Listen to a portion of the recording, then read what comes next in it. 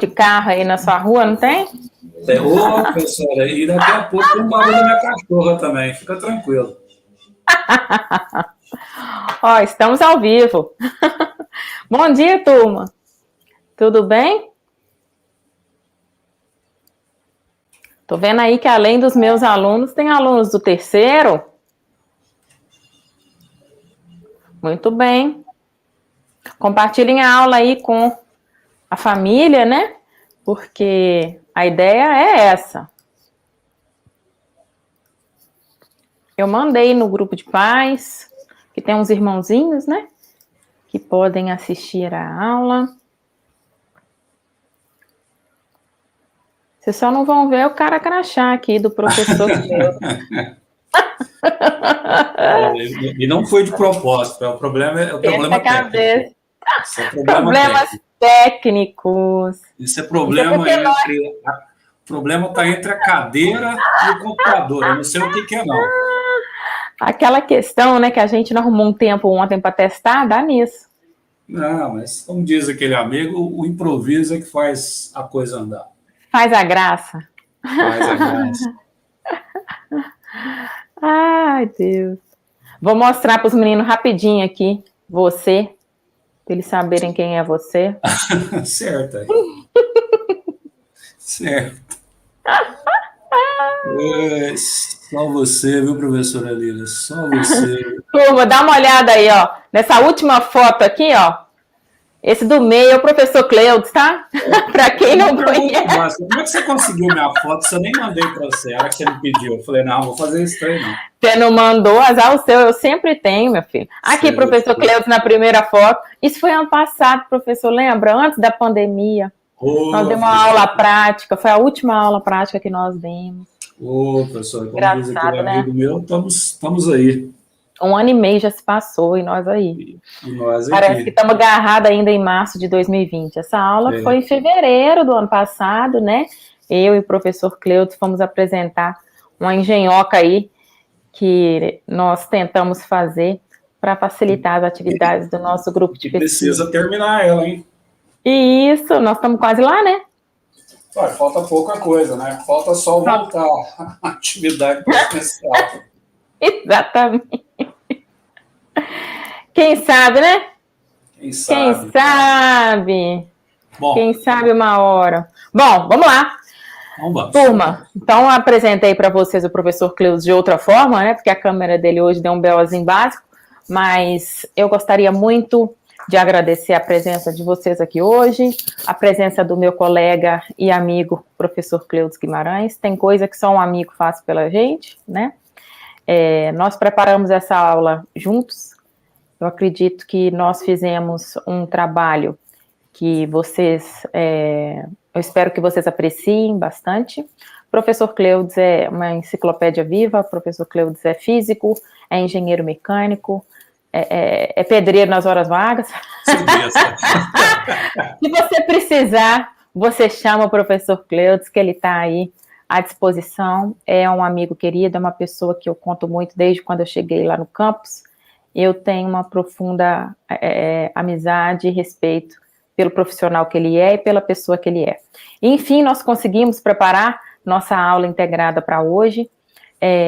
Nós somos bastante ocupados, mas nós conseguimos arrumar um tempinho na nossa agenda para que estivéssemos juntos aqui hoje, para fazer aí um bate-papo com vocês. Eu quero que vocês participem bastante.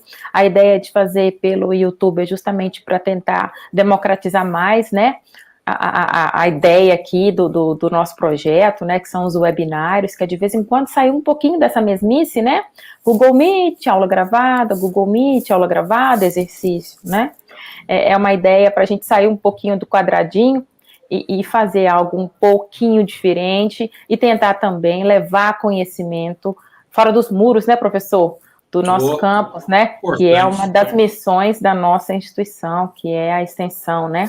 Nós somos um tripé, ensino, pesquisa e extensão. Vocês vão ver aqui hoje um pouco do ensino, claro que a ideia aqui é discutir um assunto, pesquisa, porque o professor Cleudes é um pesquisador, eu sou uma pesquisadora, e também extensão, porque esse trabalho dos webinários é um trabalho de extensão, cujo objetivo é levar aí conhecimento para fora dos muros da nossa instituição, tá bom? Então, sejam muito bem-vindos. Professor Cleudes, fica à vontade, por favor. Ô, professora Lira, eu quero agradecer primeiro as palavras gentis da senhora, né, e agradecer também a oportunidade de a gente poder fazer essa aula em par, né. Logicamente, o meu primeiro contato quando eu fiz engenharia mecânica foi trabalhar na área de manutenção de máquinas pesadas. Motoscreve, trator de esteira, moto niveladora, pá carregadeira e tal. E depois, quando eu fui para o Instituto do Mato Grosso, aí eu fui trabalhar no Instituto de Campo Novo, e aí eu fui dar aula de mecanização agrícola. Aí eu comecei a ter contato com a parte de tratores, máquinas ligadas à agricultura. Bom, a ideia básica é o uso da tecnologia na agricultura. Então, essa foto que eu coloquei aqui primeiro é uma foto que é do deserto do Saara, na região da Arábia Saudita, e para mostrar que se você tem tecnologia, a área que você vai explorar não tem problema. Tendo tecnologia, você consegue.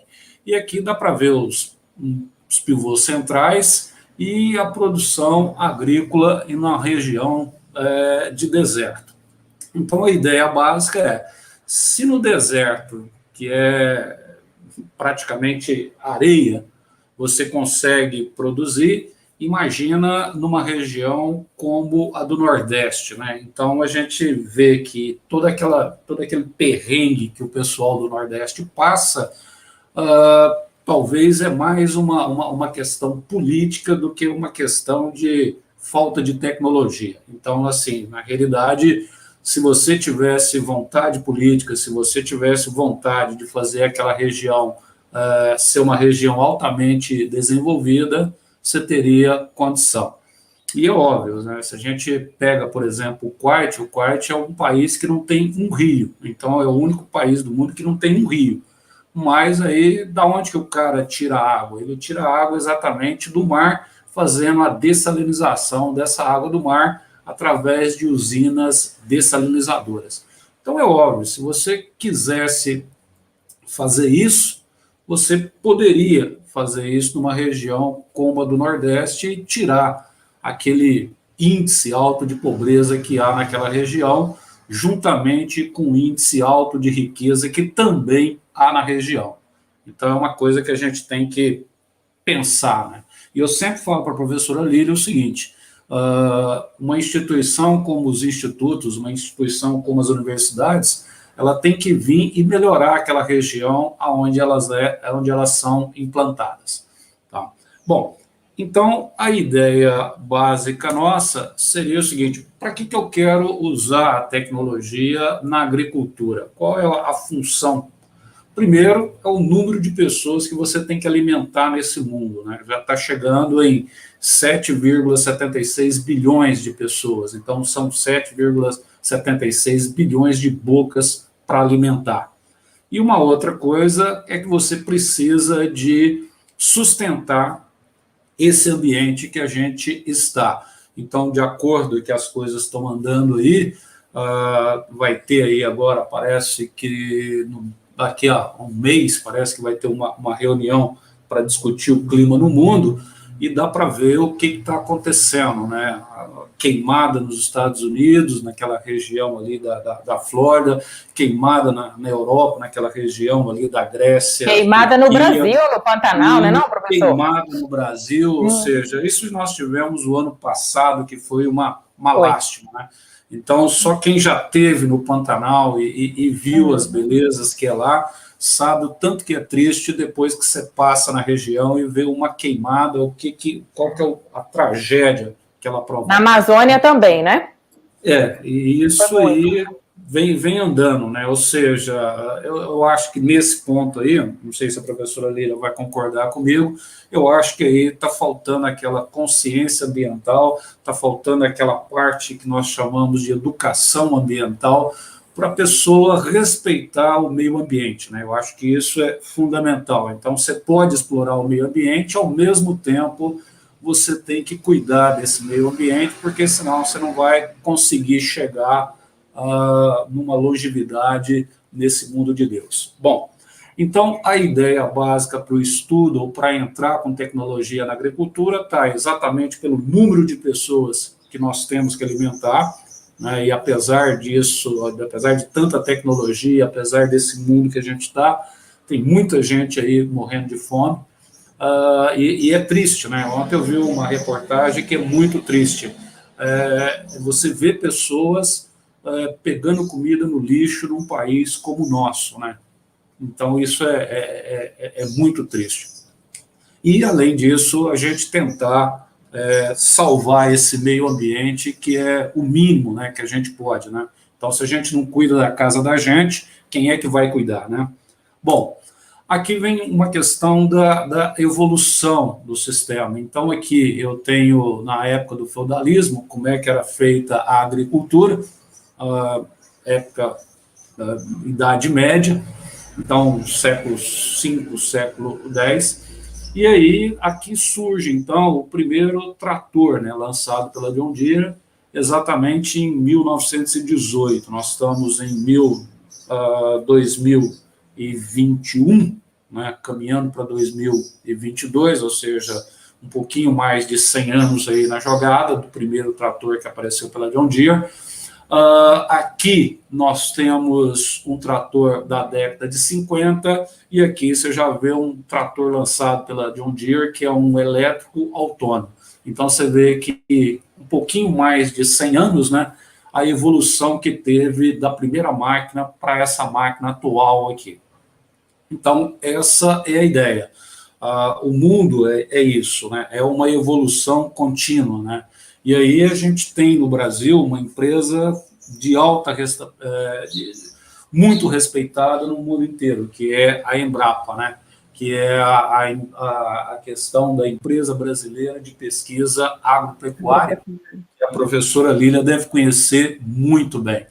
Então, assim, é uma empresa, eu tive contato com algumas pessoas que trabalham lá, é uma empresa que nos enche de orgulho, né? O que esse pessoal faz de pesquisa na área de genética, na área de evolução de plantas, como é que se planta, como é que deve ser uma plantação, como é que a gente ajuda um pequeno agricultor a sair de alguns perrengues que aparecem na vida dele.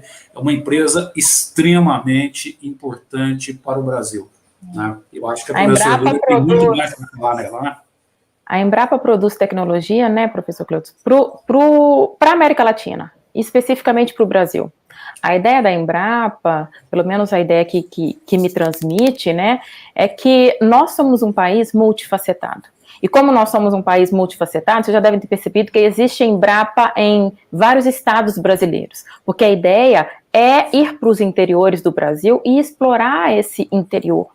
Não no sentido negativo, mas no sentido de desenvolver tecnologia adaptada ao que a gente chama de condições edafoclimáticas locais. Vocês acham que produzir algodão no Nordeste é a mesma coisa que produzir algodão aqui? Não, mas eu tenho um amigo na Embrapa Bahia que está produzindo algodão lá igual ou mais o que a gente produz aqui.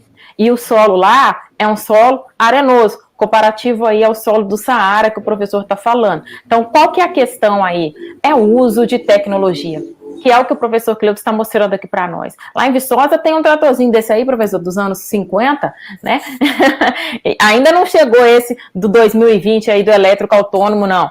Mas nós ainda usávamos, né, na minha época de faculdade, esse tratorzinho aí dos anos 50, que era a tecnologia que tinha até aquele momento. Aí você pensa, nos anos 2000, que foi os anos que eu fiz faculdade, né, formei em 2008, a gente usava esse tratorzinho aí fabricado nos anos 50, né? Então, assim, não é porque você tem uma máquina antiga que você não pode trabalhar com ela. Claro que se eu pudesse ter o trator autônomo aí, beleza, mas se eu puder ter o dos anos 50, tá beleza. O que não dá mais é para a gente ficar como na época do feudalismo, século V, que basicamente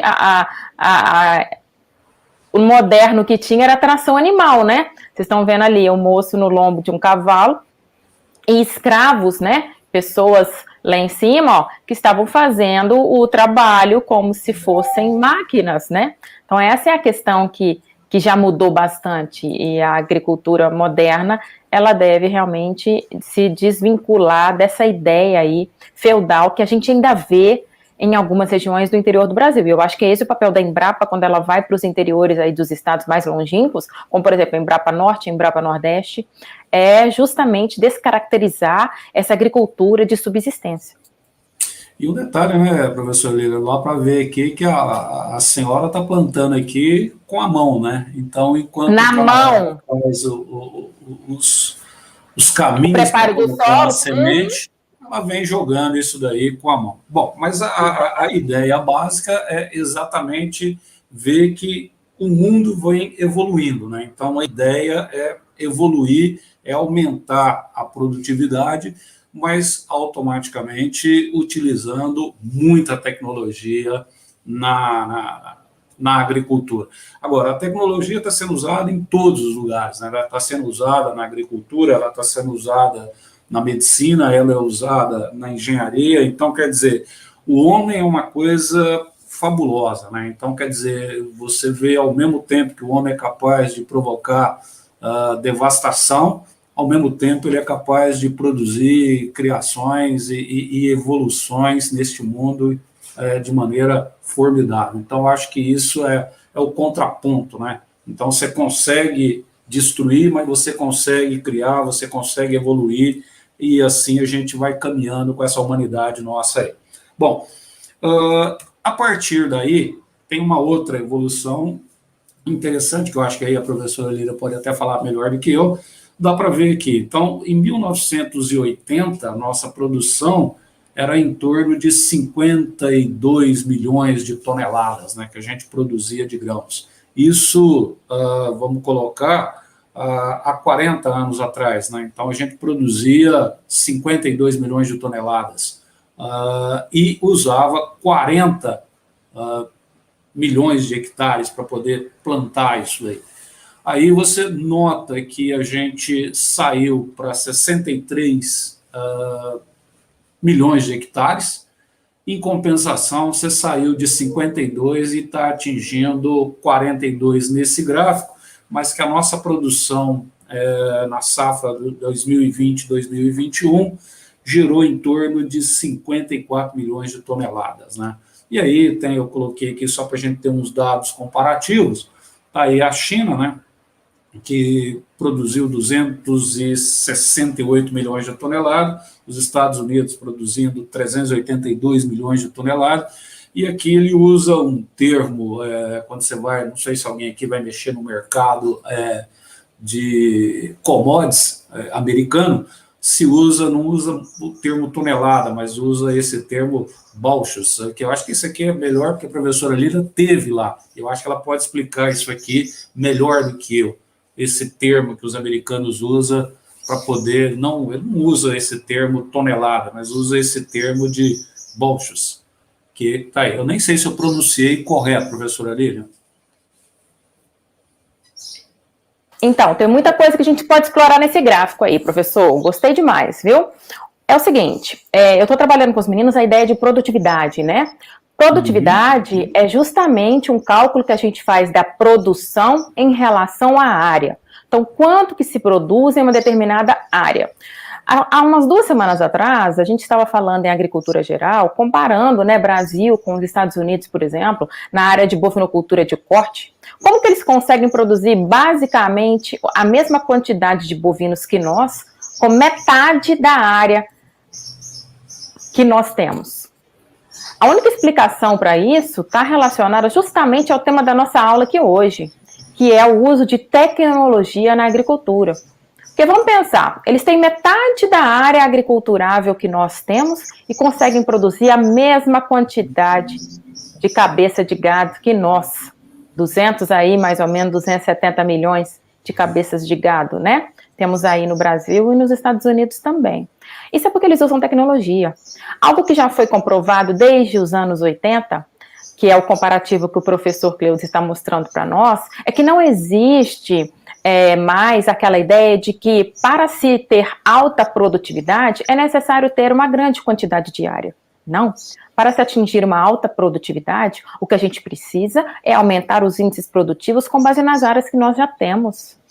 Que nós temos muita área, principalmente nós, América Latina, principalmente nós, Brasil, nós temos muita área para produzir, né, e criar animais. A questão é, existe ainda no Brasil uma quantidade alta de produtores que ainda usam baixo nível tecnológico. Trabalhos da Embrapa constatam isso para nós e concluem que quanto mais tecnologia o sistema de produção utiliza, maior é a chance dele ter ganhos de produtividade, que é o que está acontecendo aí. À medida que os anos foram passando, o uso maior, né, em maior escala da tecnologia, nos permitiu aumentar a produtividade. Lá nos Estados Unidos, eles utilizam um sistema de medidas, né, de unidades de medida, que não é o sistema que nós utilizamos no Brasil. Então, lá eles medem, por exemplo, a quantidade de quilos das commodities agrícolas, na verdade, eles medem em bushels. Bushels é como se fosse o tonel que a gente tem aqui. Conhece, professor? O tonel. É aquilo ali. Um tonel equivale a 35, alguma coisa de litros. Não vou me lembrar agora a vírgula, né? Mas aproxima aí para 35 litros. Aí vem os cálculos, né? Se for água, 1 litro de água é igual a 1 quilo. Mas se não for, você tem que trabalhar com cálculo de densidade. Por exemplo, se é soja, 1 quilo de soja não é 1 litro de soja, tá? É só você fazer essa medida um dia aí, se você tiver em casa, se tiver uns grãozinhos de feijão, põe um grãozinho de feijão dentro de 1 litro e depois pesa para você ver se vai ter 1 quilo ali. Não vai ter por causa da densidade. Porque a densidade é uma relação entre massa e volume, né? Se a densidade for igual a 1, massa é igual a volume. Se a densidade for diferente de 1, que é o caso da soja, que é o caso do milho, com certeza 1 litro não é igual a 1 quilo. Estou errada, professor Cleudes, que é professor de física? Perfeitamente, não, certinho, né? E essa, tanto é que quando você usa esses bushels aí, na realidade você tem para milho, você tem para soja, você tem para trigo, então para cada grão que eles vão produzindo, eles colocam uma determinada quantidade diferenciada, né? Exatamente pelo que você falou, né? Essa diferença de densidade de cada um dos grãos produzidos, né? Isso, é igual quilômetros. Lá também eles não medem quilômetros, né? Eles usam a unidade que chama miles, né? Uma milha é 1,6 quilômetros, né? Então, eles trabalham com o sistema de unidade que se eu não me engano, é francês, porque eles têm, né, a dupla, dizer assim, eles tiveram essas duas influências, a Inglaterra e a França. Nós utilizamos o sistema inglês de unidades. É o que a gente poderia usar em física, né, igual a gente fala com os meninos, você tem 2 unidades técnicas para você trabalhar com potência, né? Ou você trabalha em cavalo vapor ou você trabalha em HP, né? Então há uma diferença ali, mais ou menos ali de 8 para 10 entre uma unidade e a outra. Uma é francesa, né, que é o cavalo vapor, e a outra é inglesa, que é o HP. Né? E há uma rivalidade muito grande entre as duas nações, né, entre Inglaterra e França, né? Então essa briga deles já faz muito tempo. Então, inclusive o francês adora o idioma deles, né? Eles não é igual a gente que fica colocando palavras em inglês em tudo, né? Hoje, antigamente, eu era acostumado a ouvir vou fazer um vale, né? Não, hoje eu vou fazer um voucher. Voucher. Não consigo entender muito bom, mas a gente vai chegar lá um dia. Mas a ideia básica dá para o camarada ver a evolução que teve dos anos 80 para o ano de 2020. Então, quer dizer, em 40 anos, a sua produtividade aumentou em mais de 300%. Então, é uma coisa fabulosa, né? E a sua área não aumentou na mesma proporção. Então, usando os termos da professora Lília, então, o que você fez? Cresceu um pouco a sua área de produção, mas a sua produtividade aumentou de maneira abrupta, né? Então, exponencial. Tecnologicamente, é fantástico o uso de tecnologias para produção, né? Essa é uma ideia básica que a gente tem que ter. tudo na vida tem que evoluir, tudo na vida tem que melhorar, né? Tá aí os professores, né? Grande parte de nós, pelo menos eu, não gostava de usar caneta e quadro branco, nem levava livro para a sala de aula, né? Não fazia necessidade disso. Hoje eu tive que evoluir para o sistema de aula virtual, usando tecnologia de um lado, tecnologia do outro, e assim vai caminhando essa humanidade. Bom, aqui nós vamos ver que, para quem já estudou história e tal, nós vamos ter 4 revoluções industriais aí, que a gente vai destacar essas 4, o que aconteceu nesse momento. Na primeira revolução industrial, então, eu saí de uma produção manual para uma produção mecanizada, ou seja, o advento da tal das máquinas a vapores. Então, essa era uma ideia. Qual é a necessidade disso? A necessidade é você tem mais gente para consumir, então a minha produção não pode ser uma produção artesanal, então eu tenho que produzir em maior escala. E essa é uma ideia que vai prevalecendo no nosso mundo, ou seja, quer baratear o produto, você tem que produzir esse produto em larga escala. Então, assim, eu lembro que o primeiro videocassete, eu nem sei se muita gente, eu acho que nem lembra mais o que é um videocassete, mas eu lembro que o primeiro videocassete que eu lembro, hein? comprei, eu tive que comprar esse negócio fazendo o que a gente chamava lá de uma bolsa, né? Ou seja, todo mundo contribui e vai comprando o seu com contribuição de todo. E pagava mais ou menos quase $800 no videocassete, né? Era a grande evolução. Você ter o poder de controlar o filme que você quer assistir, né? Então, hoje, isso já acho que virou peça de museu, videocassete. Né? Nem as blockbusters sobreviveram, né?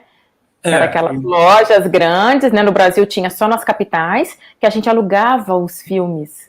Mas nas cidades pequenas tinham digamos assim, as filiais, né? Que na verdade não tinha o mesmo nome, que era locadora de videocassete. Eu acho que hoje nem sei se tem mais locadora. Se tiver, acho que não tem mais, não. Eu acho que nem existe mais. Mas aí também, aí que vem a beleza, né? É a evolução do mundo, né? Então, quer dizer, é uma coisa que já praticamente não tem. Como é que eu vou locar filme? Pô, se hoje eu tenho a Amazon, eu tenho a Netflix, eu tenho várias empresas que te fornecem filmes para você ver a hora que você quiser. Eu estou com essa dificuldade, hein, professor Cleudson? Porque eu tô doida para comprar um DVD. Vou fazer um parêntese aqui rapidinho. Paguei o maior mico, ainda levei o professor Tiago da matemática, que os meninos conhecem, que ele já veio dar aula comigo. Levei o professor Tiago em Berlândia, quer dizer, ele me levou, porque ele mora lá, nas lojas, para poder caçar um videocassete. Eu fui em 6 lojas. Não, mas você quer videocassete? Um DVD. Eu fui em 6 lojas e não encontrei. Porque eu tenho uma coleção. Eu posso te dar a solução? Eu posso te dar a solução? E é uma solução que serve para várias. Compra um PlayStation 4. Ele vai servir para você jogar e vai servir para você também para você poder ver filme. Eu pensei no Xbox. Também, pode ser. Inclusive, eu até ganhei da minha mulher um 360. Mas aqui, mas eu não jogo nada, não. Mas meu irmão falava que era melhor jogar com o computador do que comigo, mas isso é outra história. Eu acredito.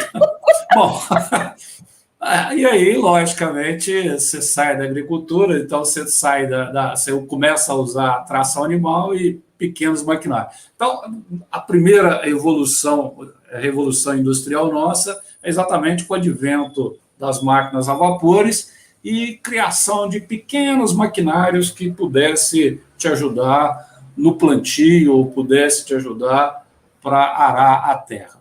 A segunda revolução industrial aí já veio quando você aparece com eletricidade, aparece petróleo, aparece a invenção do telégrafo.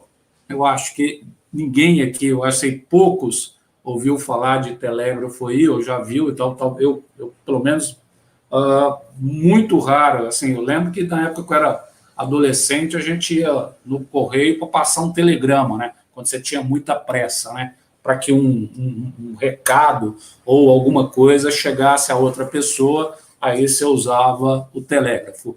E o aparecimento de linhas de montagem, então aí começa a discutir o Fordismo, começa a discutir o Taylorismo, ou seja, você procura colocar linhas de produção no sistema nosso para poder ter maior produtividade de qualquer equipamento que vai ser produzido de forma industrial.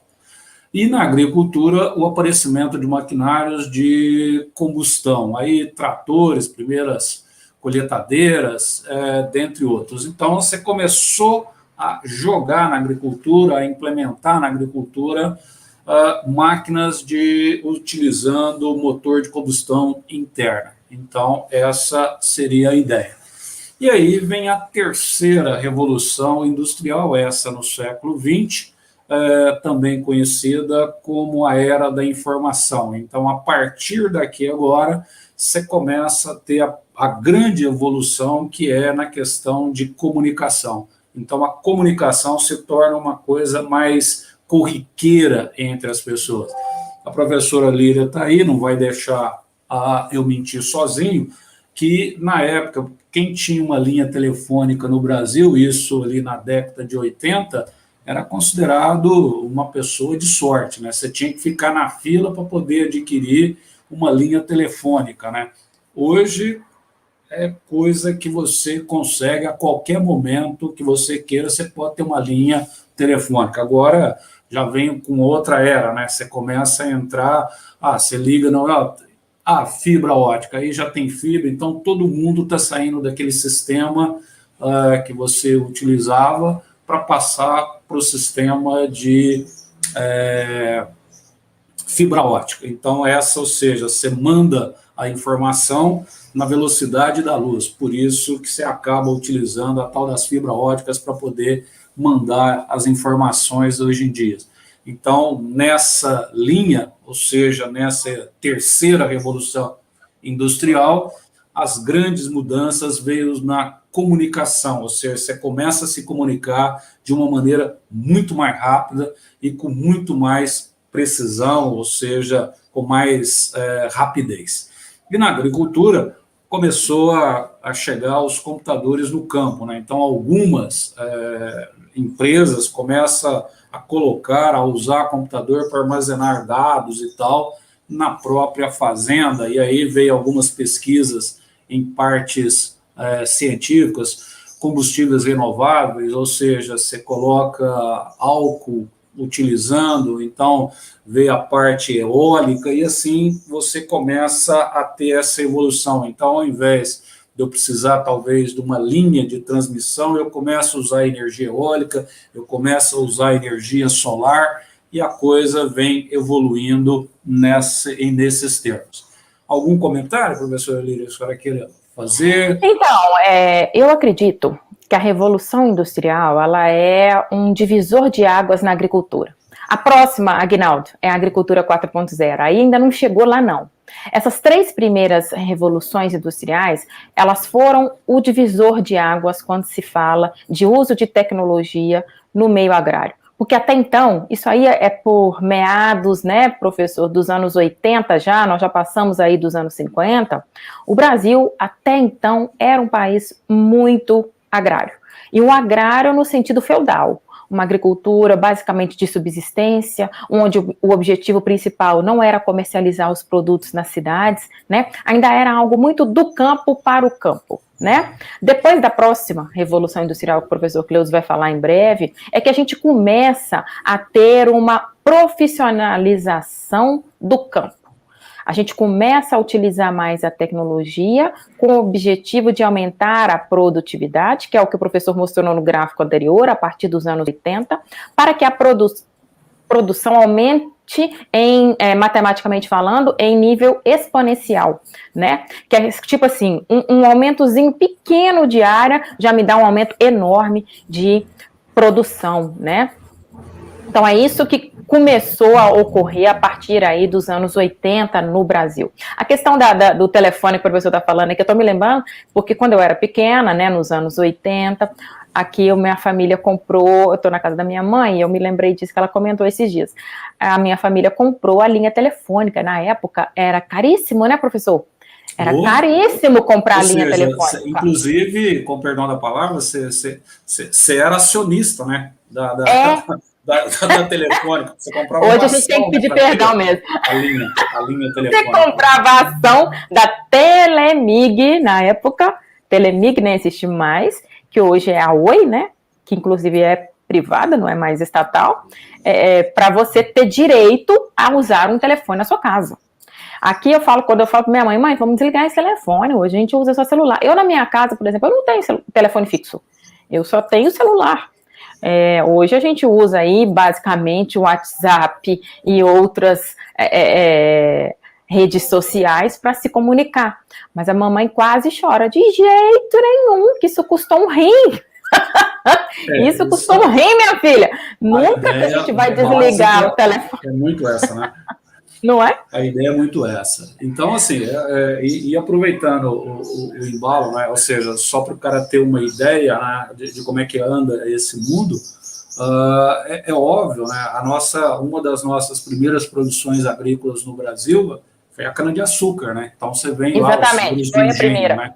Então, veio ali a cana-de-açúcar e tal, e para tocar essa cana-de-açúcar, como você não tinha equipamentos, você não tinha maquinários, você tinha que trazer pessoas, e aí veio a era, ou seja, a escravidão, né? Ou seja, você traz escravos para tocar essa agricultura de cana-de-açúcar.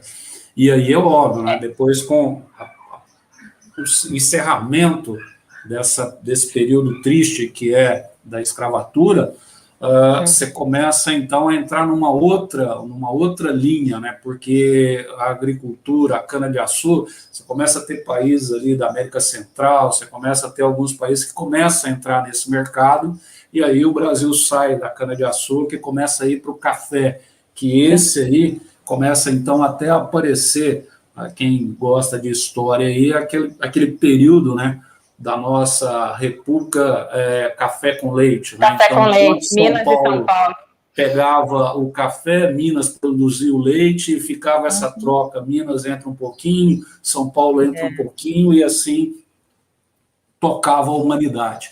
E aí é óbvio, né, para poder, como você não tem mais escravo, isso foi abolido, graças a Deus, aí começa a vir os imigrantes, né? Aí você começa a oferecer a oportunidade de camarada vir da Europa, vir para o Brasil, se instalar aqui, uma vez que a Europa estava passando por um período de Segunda Guerra Mundial, então a coisa estava muito pesada por aqueles lá de lá. Muita gente veio para cá, muitos japoneses vieram para cá. Italianos. E essa entrada desse pessoal também produziu, ou seja, uma outra mentalidade, uma outra forma de produção, uma outra maneira de encarar a agricultura neste país.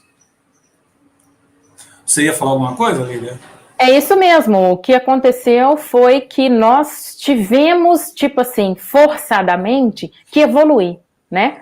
Porque chegou um pessoal aqui que tinha uma ideia mais atual de produção agrícola, né? Principalmente na época do café, que era conhecido no Brasil naquela época como o ouro verde, né? Então, os países europeus que para cá vieram nesse período, né? Os europeus que para cá vieram, principalmente os italianos, se instalaram ali na região do interior de São Paulo, onde eles viram uma oportunidade de cultivar esse ouro verde, né, que era o café, que é uma cultura tropical que os europeus apreciavam muito, mas eles precisavam importar, porque lá não se produz café. Assim como a cana. Por que Portugal se interessou tanto pelo Brasil no início? Uma das principais questões, além do ouro, claro, foi a cana-de-açúcar, porque lá não tem como produzir cana. Cana é uma cultura tropical, né? Hoje já se produz cana na região ali de Orlando, nos Estados Unidos, mas para isso eles usam uma baita de uma tecnologia, e lá tem épocas do ano que o clima é muito parecido com o nosso, né? Então eles têm como produzir, mas em determinadas épocas do ano. Tem época que não tem como produzir cana lá mesmo, mas pelo uso de tecnologia eles já conseguem produzir bastante na época do verão, e assim eles reduzem bastante a importação do açúcar, que é um dos açúcares mais baratos que tem, é realmente o açúcar da cana, né? Você tem o açúcar da batata, você tem o açúcar da beterraba, mas eles são mais caros de serem produzidos, além da produtividade ser menor, né? Cana é uma planta de ciclo longo, né? Que ela mais precisa é luz, né? Por isso que no Brasil, como uma planta típica C3, né? Ela precisa muito de luminosidade, é uma gramínea, né? Tropical. E depois, em segundo lugar, veio o café, que é uma cultura extremamente apreciada no mundo todo, né? E que a partir dessa terceira revolução industrial, o café se tornou o nosso segundo ouro, né? Já era uma época que ainda se explorava muito os minérios aqui da região de Minas Gerais, mas o café passou a ser visto também como uma nova preciosidade, porque era uma bebida muito apreciada pelos europeus e que não tinha como ser produzida lá. Até hoje não tem. Minha irmã mora na Europa e uma das coisas que ela mais leva do Brasil quando ela vai embora é uma mala inteira só de café, porque não tem lá, né? Então, café e feijão na mala da minha irmã nunca falta, porque lá não tem como produzir. Essas questões que nos fazem... Eu gostei bastante do professor Cleudes colocar esse contexto histórico aqui, porque às vezes a gente tem muita dificuldade de entender o caminho percorrido por tantos para que nós chegássemos aqui hoje, né? Então, hoje, quando a gente vê as pessoas trabalhando no campo, ainda de uma forma como se trabalhava nos anos 80, eu falo que eu fico triste, porque a gente já evoluiu tanto em termos de conhecimento técnico-científico, e às vezes eu fico pensando, né, Cleudes, até que ponto nós estamos fazendo com que essa tecnologia está chegando ao produtor, principalmente ao pequeno. Principalmente ao pequeno. E vem uma ideia, né? Eu acho que assim, como a gente está trabalhando está discutindo a parte de tecnologia, né, aplicada à agricultura, e se vê a beleza da evolução, porque hoje, assim, antigamente você produzia café. Hoje não, né? Hoje você produz café, mas você tem os cafés chamados café de alto padrão, você tem aquele, ou seja, você valoriza aquela produção que você utilizava há muito tempo atrás, você acaba aplicando com novas evoluções, é óbvio. Aquele café, por exemplo, o arábica, você vem o Polinone. Então, a ideia da evolução, ou seja, até dentro do café, você tem os chamados cafés especiais, né? Que é muito valorizado na Europa e nos Estados Unidos. Então, quer dizer, você achou uma maneira de pegar uma coisa que você produzia de uma determinada forma meia amadora e começou a dar isso uma determinada especialidade, né? Então aí você começa a ter café que o cara paga uma grana muito alta para poder ter o tal dos cafés especiais. Aí no Cerrado tem, né, o café tipo do Cerrado, o café de Araguari, tipo exportação, é um café de alto padrão. Sabe aquelas cápsulas de café da Nespresso? Aquele café que é a Nespresso é uma... como é que fala, gente? É uma empresa europeia da Suíça. O café é brasileiro. É café Conilon, aqui da região do Espírito Santo e da Minas Gerais, aqui da Serra de Minas, da onde eu sou nativa, né? É o café de montanha. Aí você tem ali na região do campus Ituiutaba, você lembra do pé de café que tem ali? Você se lembra do pé de café que tem ali no estacionamento? Aquele estacionamento lá em cima, perto do bloco principal, onde fica a secretaria, né? Eu lembro que quando eu e o professor Elvio tivemos a ideia de fazer aquele cafezal, logo quando eu cheguei, 2016, 2017, todo mundo falou, não vai dar café não, ali é aterro, ali tem resto de construção. O que a gente fez? Tecnologia que a gente tinha, que é braçal, né, preparar o terreno com a mão, eu e os meninos, usar adubo de qualidade, calcarear, muda de qualidade que a gente ganhou, né? O campus tinha ganhado de uma produtora famosa aí da região do Triângulo Mineiro. Plantamos as mudas e aquele café produz. E é o café de Cerrado, ele é frutado. Produz muito e é delicioso. A moça da cantina de vez em quando faz ele lá para nós. Ele produz muito aquele café. Só que o que acontece? Por causa da questão climática, ele costuma florar, que é florescer, numa época diferente do comum, do habitual, ele floresce mais cedo, então você precisa colher mais cedo, tá? É diferente, o que você precisa fazer? É adaptar a produção, né, a colheita, de acordo com as condições edafoclimáticas locais, que é solo, clima e temperatura. Mas alguém pode dizer, aqui não produz café? Tipo, se for pensar assim, o povo do deserto do Saara estava morto aí, porque lá não dá para produzir nada. E eu acho, né, que eu acho que essa palavra, eu aprendi com a minha tia, né, que me criou, ela sempre falava, eu chegava assim e falava, isso aqui não tem jeito. Ela falava que a única coisa que não tem jeito é a morte, o resto Isso você dá um aí. jeito. E aí é óbvio, né, se você for observar, que se alguém, sei lá, na década de 70 falasse assim, vamos produzir uva na Bahia, alguém ia falar que você era maluco, né? Ou se alguém falasse, vamos produzir azeitona no sul de Minas, alguém ia falar, pô, você está ficando maluco, como é que eu vou produzir azeitona? Que não tem condição. É claro que tem condição, tudo tem condição. Também Basta você querer e ter tecnologia e ter boa vontade, né? E sair daquelas palavras daquele pessoal derrotista, né? Porque para falar que não vai dar certo, tá cheio de gente para falar para você que não vai dar certo. Você não vai conseguir, você não vai fazer, você não pode, você não tem jeito, não tem. Isso está cheio de gente. Então, a gente tem que pegar naquele camarada que fala, vamos fazer? Vamos, E vamos lá e vamos botar a mão na massa. Bom, vamos andar. Ontem mesmo eu comprei. De comunicação nessa área, né? Vamos para Ontem mesmo eu comprei uva de Pernambuco. Então, tá aí. Parece que aí mesmo, nessa região aí, eu acho que tem alguém que produz uva também, né? Tem. Então, tá aí. Então, quer dizer, produção dá para fazer, né? Tanto é que a gente está querendo colonizar Marte, né? Então, há muito tempo atrás, colonizar Marte. E aí veio a evolução, né? Ou seja, quem dá os primeiros passos geralmente são o governo começa a dar esses passos da evolução, né? Geralmente é o governo que vem e incentiva essa pesquisa, que incentiva essa evolução. Então, quer dizer, quem era responsável por fazer foguetes, quem era responsável por fazer naves era a NASA, né? A NASA está deixando isso do lado, deixando para as empresas privadas e partindo para outra área, né? Então, isso é uma coisa comum, né? Então, vem o cara que tem o maior poder de dinheiro, que é o governo, e investe numa determinada área. Depois que ele abre o caminho, começa a aparecer as empresas e toma conta daquela região, exatamente porque não precisa mais dessa participação, desse capital de grande volume, né? Bom, nós vamos andar para a quarta revolução industrial. Aí vem a tal da quarta revolução industrial, que é essa que a gente está vivendo, que eu estou passando por ela, mas que são vocês que estão assistindo aí do outro lado, que vão dar continuidade a isso aí.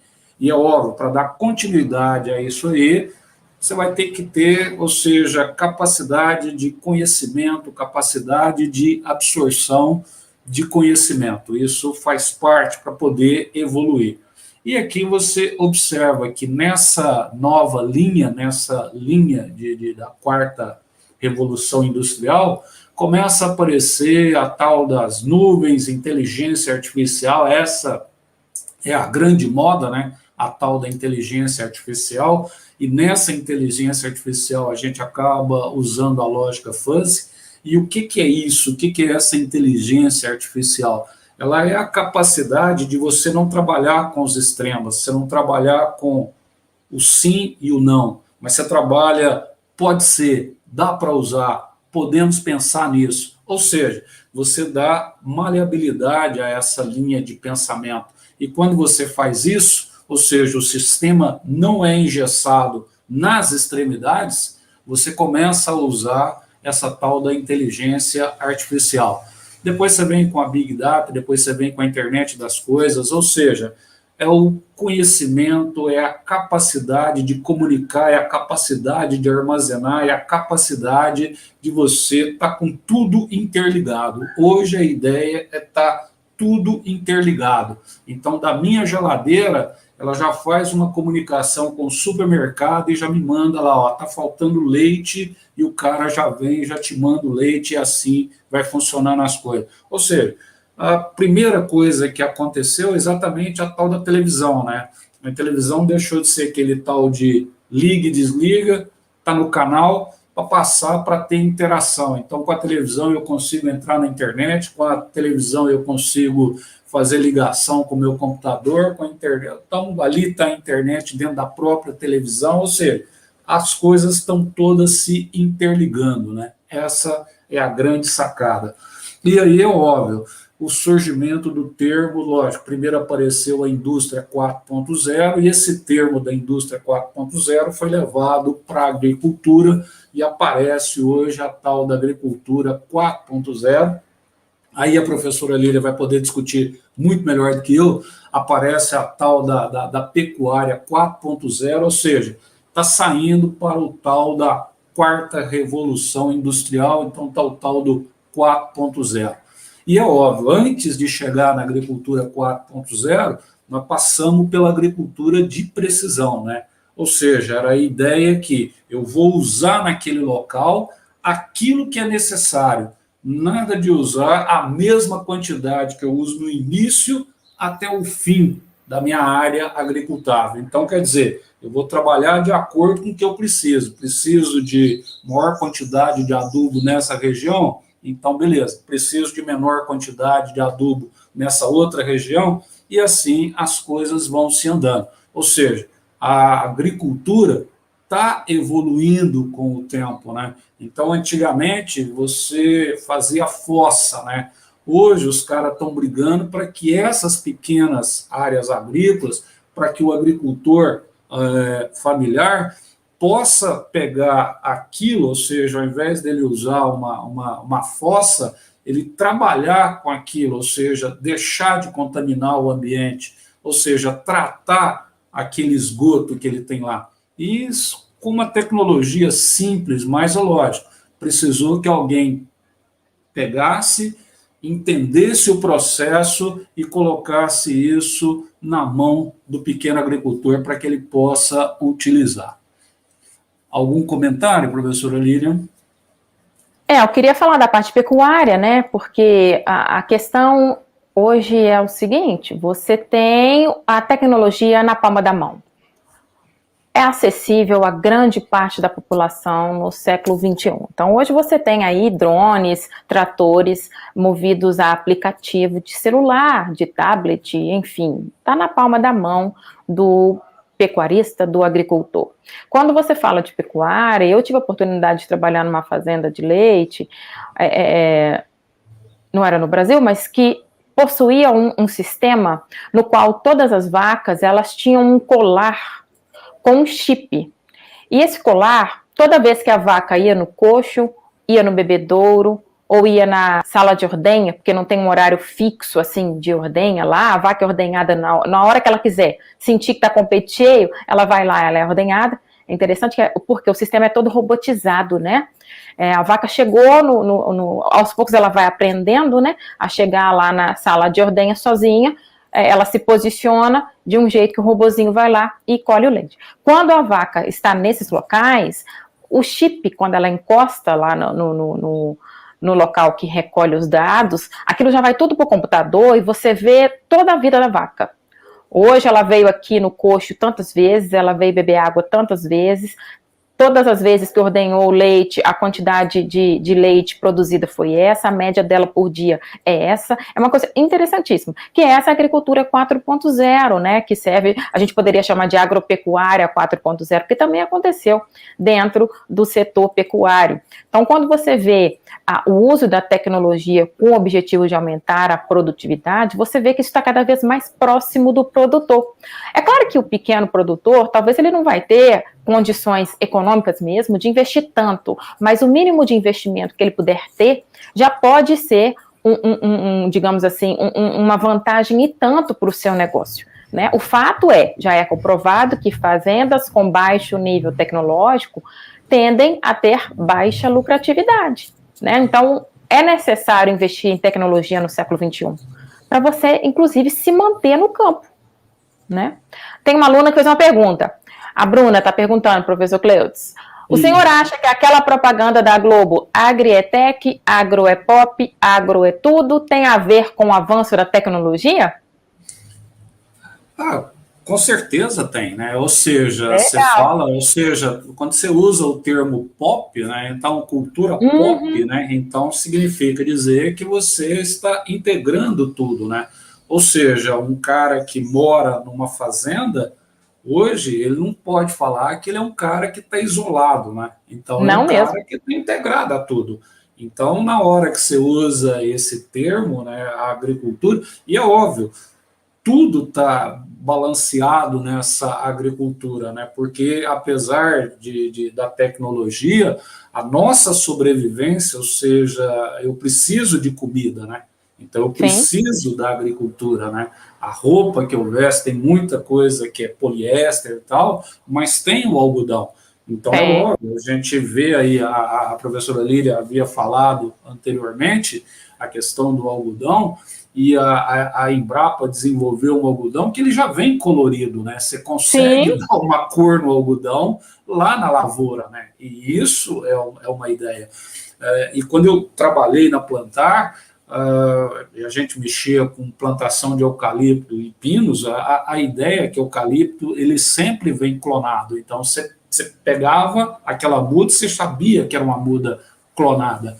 E essa figura aqui, ó, vem exatamente o que a professora Lília acabou de falar, e essa pergunta que ela me fez é pop? Você está vendo que aqui você tem um celular, esse celular vai comandar, ou seja, tanto o celular como o computador vai comandar uma colheitadeira, vai comandar um trator, vai comandar um drone, e aqui vem uma parte extremamente importante, porque a agricultura ela consome muita água. Então, um fato que você também tem que tomar cuidado é fazer uma irrigação com tecnologia para que não haja desperdício de água. E um dos países que é pioneiro nessa questão de irrigação por gotejamento é Israel, né? Ou seja, os kibbutz israelenses, ou seja, você fazer uma população que foi colocada numa determinada região, porque o Estado de Israel foi criado em 48, né, logo após a Segunda Grande Guerra. Então eles encravaram, logicamente tem um aspecto histórico e tudo ali, para ele estar encravado naquela região ali, aonde você tem o Monte Sinai e tal, toda aquela parte que aparece ali, cercado de áreas que são bastante semiáridas, áridas, né? Então, quer dizer, como é que eu faço isso? Com tecnologia. Então, os caras, na área de irrigação, os caras são top nessa linha. E aí está aqui, e aí vem a genética junto, né? Então, você está aqui, o que comanda? Um celular comanda o trator, o computador, isso vai estar ligado ao drone, nós vamos tomar cuidado com a água, porque a água é uma questão primordial, e genética, né? Ou seja, a genética é extremamente importante nessa agricultura de hoje, né? Então, essas modificações. Aí você começa a ter várias empresas que trabalham nessa linha. Inclusive, a própria Embrapa é bastante evoluída nessa área de genética de plantas, né?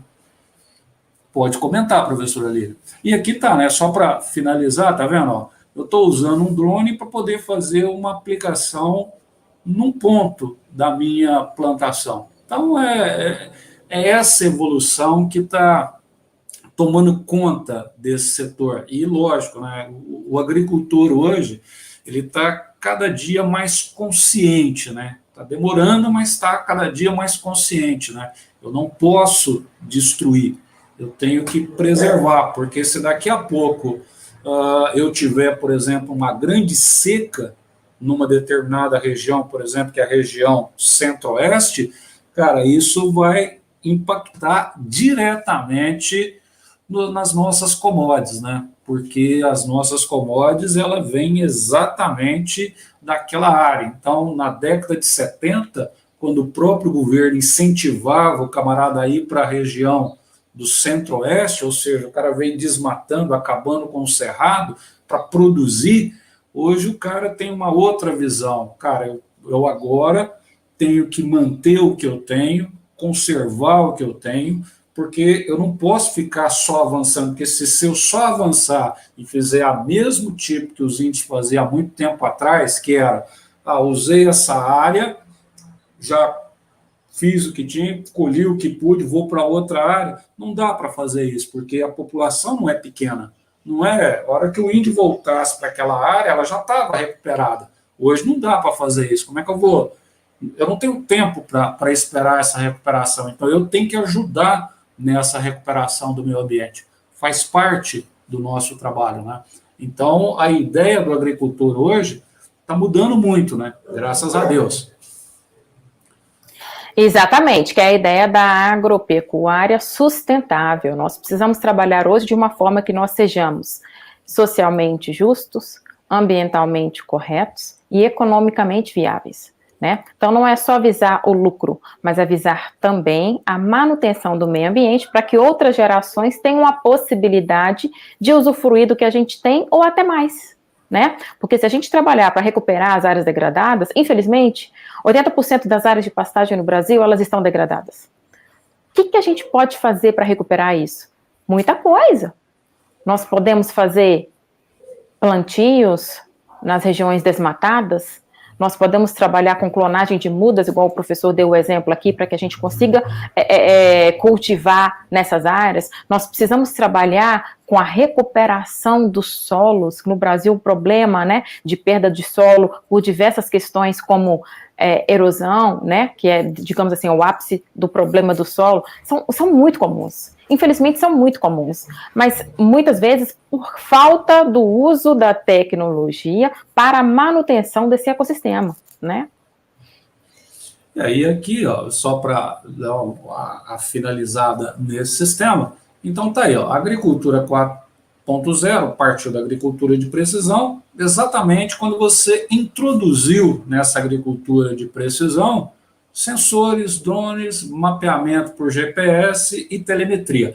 Esse termo telemetria, ele é muito utilizado na Fórmula 1, né? Então, assim, a gente usa esse termo telemetria na Fórmula 1 porque, na realidade, ou seja, ao mesmo tempo que o carro está participando da corrida, através dos sistemas, através do meu sistema de acompanhamento, né, por computadores, por sistema de telecomunicações, eu acompanho exatamente como é que está esse comportamento do motor, o que está acontecendo com o motor a cada instante. Então, quando você faz esse acompanhamento em tempo real, eu acabo tendo o que a gente chama da tal da telemetria, né? É o que a gente chama na engenharia mecânica, né, da tal da manutenção preditiva, né? Então a gente acaba utilizando, ou seja, a gente faz esse acompanhamento, antes que aconteça, eu já vou lá e já vou fazendo essa prevenção para que não ocorra a quebra ou para que não ocorra essa quebra exatamente no momento em que eu não posso. Então quem mexe com a agricultura tem isso em mãos, né? Então, ou seja, quando você vai para a colheita, a única coisa que você não quer é que a sua colheitadeira dá problema. Então, depois que você termina a colheita, o que você faz? Você recolhe esses equipamentos e dá exatamente a manutenção deles, né? Que é a manutenção preventiva, né? E tem, logicamente, a prevenção, a manutenção preditiva, né? E essa manutenção preditiva é aquela que a gente acompanha exatamente em tempo real como é que essa máquina está trabalhando, ou no campo, ou na indústria, seja lá aonde ela estiver desempenhando o seu papel. Tá? Essa é a ideia. Bom, aí então, está aqui a agricultura de precisão, o que nós vamos fazer e tal, e aí vem o termo, então eu tenho que otimizar, né? Esse é um termo muito utilizado em engenharia, né? Otimização, então eu tenho que otimizar as coisas, ou seja, eu tenho que gastar pouco, mas essa coisa tem que me produzir o suficiente, ela tem que ser capaz de me dar uma produção sustentável. Então eu trabalho muito com esse termo otimizar. Qualquer processo na área de engenharia, ele tem que ser otimizado, né? E esse termo, agora ele é aplicado muito na agricultura. Você trabalha com uma agricultura otimizada, né? E não com uma agricultura amadora, né? É preciso que você saiba o que você está fazendo ali. E aí, óbvio, é usar de maneira racional fertilizante, agrotóxico e tal. A gente fala que o Brasil usa muito agrotóxico, mas a Europa também usa muito. Então, assim, a gente tem o Brasil usa muito agrotóxico e tal, mas a Europa também usa muito. O problema é que aqui a gente acaba utilizando alguns agrotóxicos que talvez lá ficou proibido, e aí aqui acaba sendo liberado. Mas eu acho que aí a professora Lília pode falar nisso muito melhor do que eu. Tem alguns que os caras proíbem, mas você acaba utilizando aqui. Não sei porquê, mas acaba utilizando. Essa questão é muito complexa, né, professor? Os meninos têm uma disciplina específica que é defesa sanitária vegetal. O fato é, hoje nós aumentamos muito a densidade de plantas por área, ou seja, nós estamos cultivando mais planta em áreas menores, que é justamente essa ideia do aumento de produtividade que a gente está falando aqui. Então, vamos pensar, a planta é um ser vivo, como qualquer ser vivo, ela fica doente, tem pragas ali no meio ambiente que vão aproveitar a carona, né? Comida de graça, vamos dizer assim, e vão se alimentar dessa planta. Para que a gente não perca muito em produtividade, a gente precisa, esporadicamente, não pode ser algo constante, lançar mão da utilização dos defensivos agrícolas. O que a gente precisa fazer é utilizar racionalmente, como o professor Cleudes bem disse. O que isso significa? Buscar um especialista, para ele poder fazer uma análise da cultura e ver com calma e analisar o que está sendo, o que está ocorrendo ali. Qual que é a praga? Qual que é a doença? O que eu posso estar utilizando para poder defender a planta nesse sentido e não perder tanto dinheiro? E o que eu vou utilizar? Quais as opções de produtos eu tenho no mercado que podem ser utilizados para resolver o meu problema, mas que não vão ter tanto impacto negativo no ecossistema? Então, hoje, essa responsabilidade é de todos nós. Usar defensivo agrícola corretamente, que indica qual é o defensivo real que eu devo usar para aquele problema, qual que é a quantidade. A gente tem muita mania, né, de que a pessoa manda a gente colocar X, a gente pega e põe X mais 1, né? Vou pôr mais um pouquinho aqui, que aí eu resolvo o problema de uma vez. Esse mais 1 é um problemão para o meio ambiente, porque quando o engenheiro agrônomo faz as contas, ele já coloca lá um valor um pouquinho a mais, considerando as perdas. Se você ainda superestimar esse valor, aí que é problema mesmo. Para onde você acha que vai esse defensivo agrícola? Ele vai percolar no perfil do solo, já tem trabalhos de pesquisa aí que indicam que muitos dos produtos agrícolas, principalmente esses que foram produzidos, a linha aí do glifosato e companhia, eles têm uma velocidade de percolação, ou seja, de descida no perfil do solo tão rápida, que vai para o lençol freático num estalo. E quem é o lençol freático? É aquele manancial de água que está lá no subsolo, que vai para a nossa casa. É a água que a gente bebe, é a água que a gente cuida da lavoura, é a água que a gente dá para os animais matarem a sede. Então é um problema para todos nós. Por isso que você deve usar de forma racional, só quando for necessário e na quantidade recomendada. Nunca vá de cabeça. Meu vizinho usou esse defensivo agrícola que funcionou, usou a quantidade X e funcionou, vou pôr um pouquinho a mais. Não faça isso. Procure um profissional para poder te orientar corretamente, porque ele sabe o que está fazendo, né? Então, hoje, essa responsabilidade é de todos nós. Existem muitos produtos agrícolas, a gente tem que fazer essa pesquisa aí para poder saber, que já foram proibidos. E, infelizmente, você vai nas casas de produtor rural no interiorzão do Brasil aí, você encontra para vender. Isso significa que você tem que comprar? Não.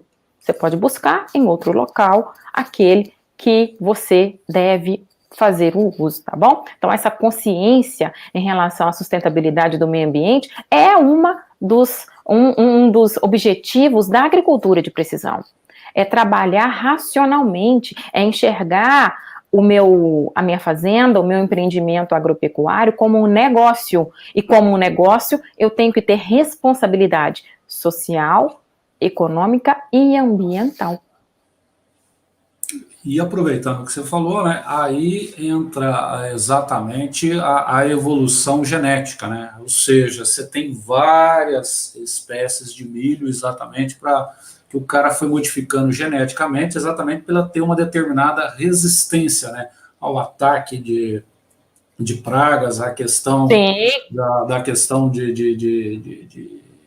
de água, né? Se você precisa de mais ou menos água, para ela resistir talvez uma pequena seca, e assim vem essa evolução com o tempo, né?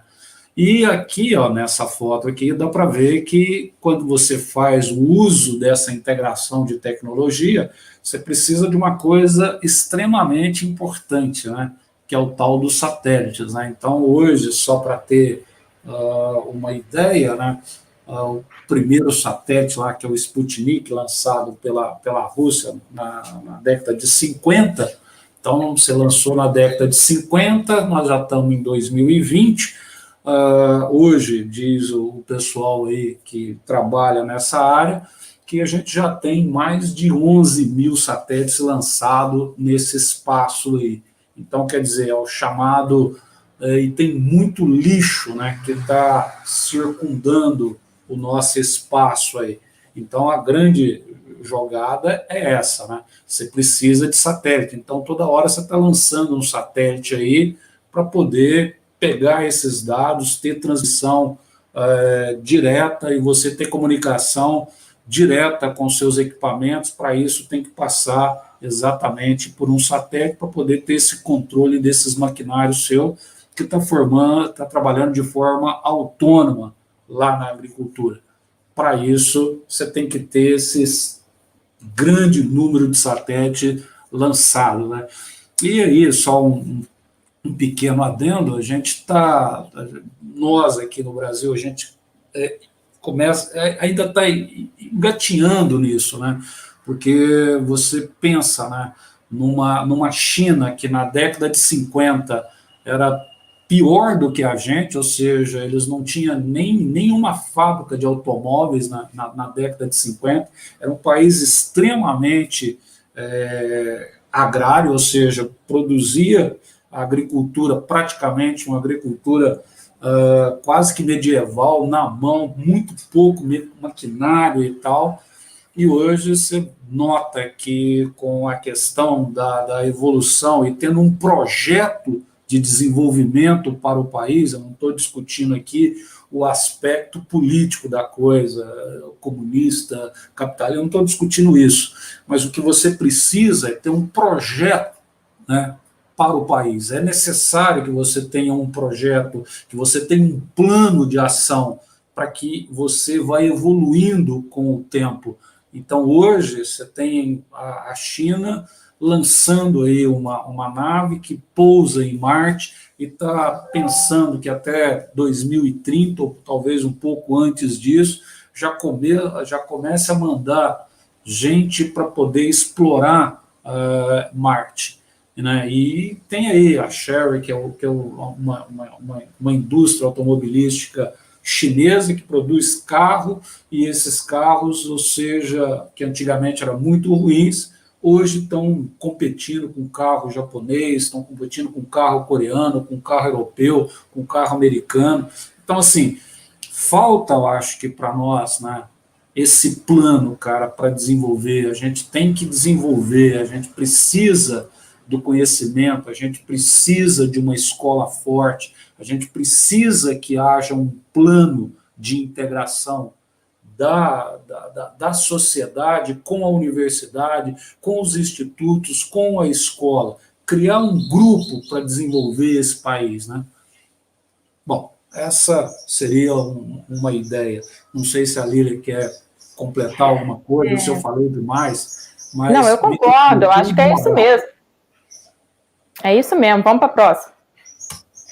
Bom, aí nessa agricultura 4.0 estaria aqui a necessidade de otimização do sistema de produtivo, da geração de negócios mais eficientes e maior rentabilidade e sustentabilidade. Ou seja, você não está abrindo mão da palavra sustentabilidade. Ou seja, você quer produzir mais, você quer gerar negócios mais eficientes, mas você também quer ter a sustentabilidade junto com isso.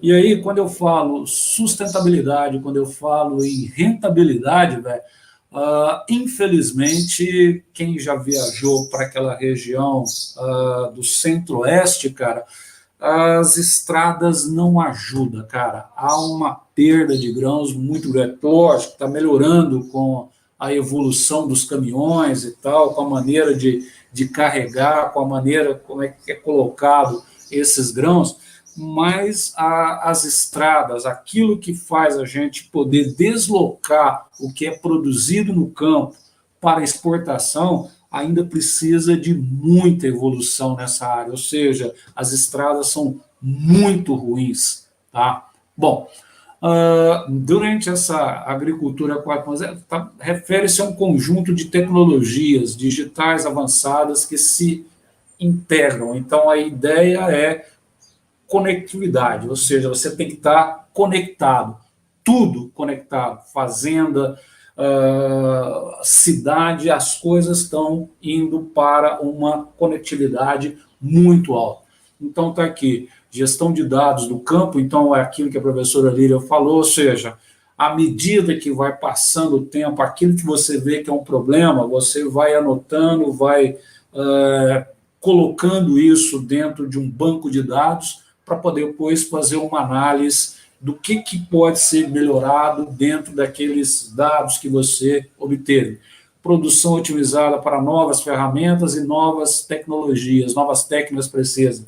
E uma coisa que vem, profissionalização do campo, sustentabilidade e eficiência na produtividade. Ou seja, você ter uma eficiência naquilo que você está produzindo, produzir de uma maneira na qual você tem uma menor influência no meio ambiente na qual você vai fazer aquela produção. E eu acho que aqui faltou um que eu acabei esquecendo, mas estou lembrando aqui agora. Cara, a educação no campo, ela tem que é o fator primordial. Essa educação, ou seja, você fazer com que o cara do campo, antigamente você falava para o cara o seguinte, cara, se você não quer estudar, você vai para a fazenda. Hoje mudou essa visão. Cara, para você ir para a fazenda, é necessário que você tenha estudado, exatamente por causa dessas evoluções que está aparecendo nos seus equipamentos, no que você está usando, na maneira de trabalhar, na maneira de lidar, na maneira de fazer negócio, na maneira de trabalhar com a sustentabilidade, na maneira de mexer com o meio ambiente. E aí, olha, tudo isso que nós estamos falando, ela aplicada para os grandes produtores, mas ela nunca pode perder de vista que as pequenas propriedades, a produção familiar é extremamente importante. É nessa produção familiar que eu como o meu jiló, que eu vou comer o meu quiabo, que eu vou comer a minha alface, que provavelmente eu vou estar pegando aí um tomate. Então, lógico, essa produção familiar é extremamente importante hoje. Então, a tecnologia tem que chegar nas grandes fazendas, mas ela também tem que chegar na produção familiar. E eu acho que uma das maneiras dessa coisa chegar lá é através dos institutos que está ali naquela região, contribuir para o desenvolvimento dessa produção familiar. É isso aí, professor Cleudes, é aquela história. Por que os institutos estão nos interiores do Brasil? Né? Por que a gente saiu daquela ideia lá do Cefet, que tinha só nas capitais, viramos IF, antigamente era Escola Agrotécnica, né? As escolas técnicas nas capitais, depois viramos Cefet, depois viramos IF. Vamos falar um pouquinho do contexto histórico da nossa instituição. Justamente para a gente ocupar um pouco mais o interior do Brasil, para que a gente tivesse a possibilidade de desenvolver tecnologias voltadas para o que a gente chama de arranjos produtivos locais, que é o que o professor Cleudes está dizendo. Produzir tecnologia para aquele ambiente, para ajudar aquele produtor. Por quê? Hoje, a mão de obra no campo, ela tem que ser uma mão de obra tecnificada. Para você estar no campo hoje, você tem que estudar. Aquela ideia de que, do Jeca Tatu, né? Aquele senhor com os pezinhos descalço, que não sabia ler, que nem tinha dentes, que mal conversava, né? Essa ideia ficou lá nos anos 80. Hoje o homem do campo não é isso mais e não deve ser mais. Por quê? Porque o homem do campo é um empresário. Vamos lembrar aí algo que a gente já falou nas nossas aulas de agricultura geral. 80% do que chega na nossa mesa é produzida pelos pequenos produtores. Então, é nosso papel, sim, desenvolver tecnologia para esse pessoal e levar até eles. que eu acho que esse é o ponto que nós precisamos melhorar. Nós sempre temos pontos de melhoria no que a gente faz, né, Cleudes? Eu acho que nós precisamos melhorar eu acho que a gente pode chamar assim, dessa troca de conhecimento, porque, na verdade, nós não somos detentores do conhecimento, a gente sabe aonde buscá-lo, né?